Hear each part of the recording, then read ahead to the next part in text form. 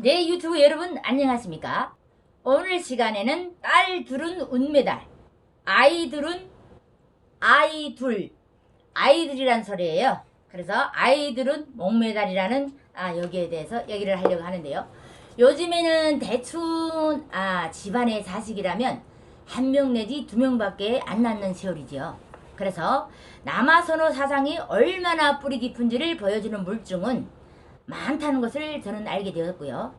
딸이 이름이라 남들을 통해서도 남아서서 사상이 얼마나 강고했는지를 알 수 있습니다.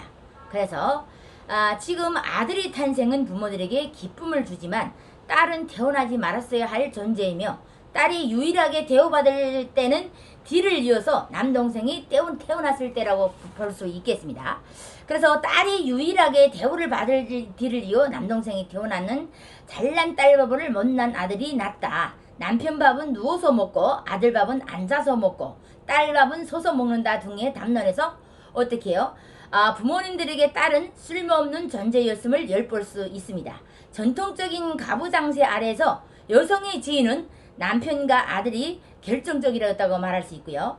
여자 필자 디용박 팔자라는 말처럼 여성은 대학을 졸업하고 능력이 있어도 어떤 남편을 만나느냐에 따라서 계층의 삶이 결정된다고 합니다. 그래서 아들을 대를 잇고 노후에 부모를 봉양해 줄 자식으로 아들을 낳아야 비로소 여성의 몫을 다했다고 여길 수 있고요. 특히 아내로서, 엄마로서, 며느리로서 희생하고 인내하며 살아온 여성의 삶은 아들의 출세와 효도를 통해 보상받을 수 있었기 때문에 아들을 바라는 마음이 더욱 강했겠죠. 그래서 아들을 그토록 원했던 여성들이 이제는 딸이라서가 다행이라는 말을 하고 있습니다. 그래서 이 말에는 딸보다 아들 키우기가 그만큼 힘이 들었다는 소리고요. 그리고 힘들게 키워봤자 보상이 없다는 의미가 있다는 겁니다. 남자는 무조건 사회에서 자리 잡아 꾸준히 돈을 벌어야 재구실을 한다고 여기고 있고요. 그런데 경제 위기야 실업 중과로 공양은커녕 재구실도 못하면서 부모가 그 몫을 감당해야 하기 때문입니다. 그래서 사회에서 경제적 위기를 맞을 때마다 남성의 위기를 부풀린다는 말이 있는데요. 실업을 비롯한 경제 위기는 남성들에게 단순한 구직난이 아니라 가족을 책임지는 생계 부양자로서의 삶이 좌절되었음을 의미하고요. 더 나아가서 남성으로서 존재 이유를 상실했었다는 뜻이기도 합니다.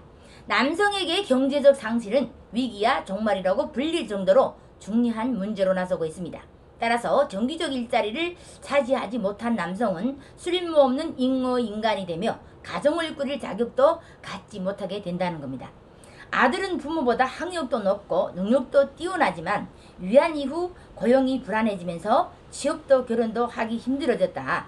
아버지 세대에는 이제 자연스럽게 주어지던 생계 부양자의 삶이 들에게는 경영자에게만 얻을 수 있는 진리품이라고 말하고 있고요.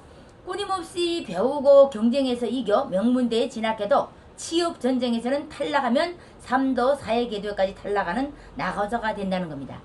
그래서 아들이 백수가 되면 부모가 경제적 뒷바라지를 감당해야 되고요. 취업에 성공했다 해도 딸보다 3배나 많은 결혼 비용을 대야 하기 때문입니다. 그래서 이럴 경우 아이들에게 노후 돌봄을 기대할 수 없고, 딸 둘에 아들 하나면 금메달, 딸만 둘이면 운메달, 아들만 둘이면 동메달, 아니고 목메달이라는 우스갯소리도 말했듯이 이젠 아이들을 키우기에는 장점인 노후탁이 없어지고 집만 많아지면서 딸을 선호하게 된 것이라고 말할 수 있겠습니다.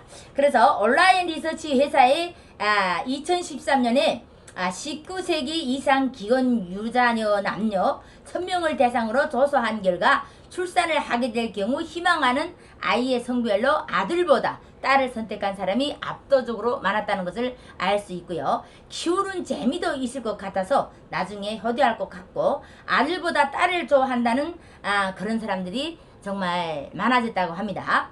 그럼에도 부모가 딸한테 배우는 재미와 효도는 현실적으로 불가능한 기대 심리에 지나지 않고요. 이런 기대 심리가 엄마 딸 콤플렉스를 심화하는 원인이 되기도 합니다. 그래서 딸이 선호하는 첫 번째 이유는 꼽는 키우는 재미에는 사실 딸이어서 다행이다 안도감이 크게 자리를 잡고 있고요.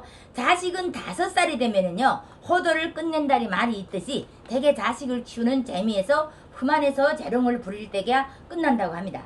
특히 학교에 들어가면은요 자식은 경제적 부담을 비롯해 사회적 문화적 문제까지 부모들에게 안겨주기 때문에 현실적으로 자식을 키우면서 젊어져야 될 압박을 받는 탓에 딸 키우는 부담이 더욱 가볍게 여겨지고요. 더욱 재미나게 느껴질 법하기도 합니다. 하지만 실제로 딸 키우기가 아들 키우기가 견디어 결코 수월하거나 여건이 좋은 것은 아니에요. 그래서 딸도 아들과 다를 바 없이 키우기 어렵고 어떤 면은 오히려 더 열악할 수가 있어요.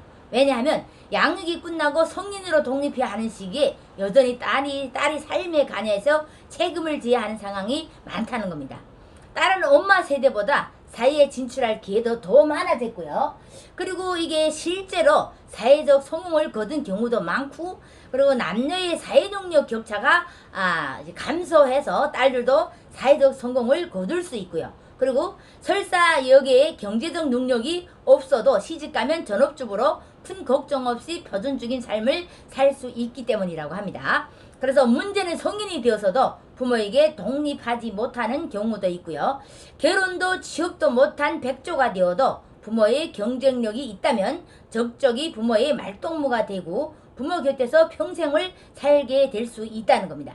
반대로 이제 경제적 여력이 없는 부모를 둔 직장 생활을 하는 딸이라면 엄마의 손을 빌려서 가사와 양육을 해결하고 그 대신 경제적 지원을 하며 밀착 관계를 유지할 수 있다는 점을 여러분들은 명심하시기를 바랍니다. 통일방송의 김영구였고요. 구독과 좋아요를 눌러주시기를 바랍니다. 감사합니다.